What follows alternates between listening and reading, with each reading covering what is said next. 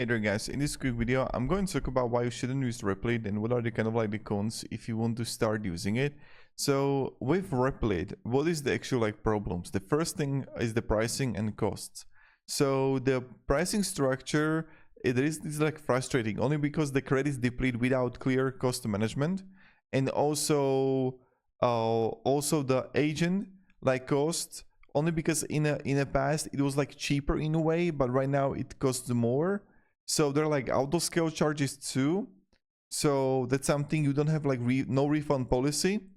And also, if you can like spiral into a problem, the biggest problem is that in the moment when the app is a little bit bigger, when it's not something simple and you can have a error there, it can like literally circle and you're gonna like burn through the credits. So that's something to be aware of.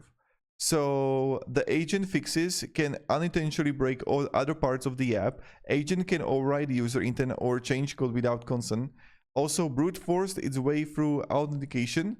So this is something like very also tricky, and sometimes like ignores instruction. So this is why I always recommend start using cloud code or start using like Opus 4.5, start using cursor combination with something. And for example, I made all the apps I'm doing it primarily for my own business in cursor for like 20 bucks and saving me so much money. It made me so much money, so it's way better.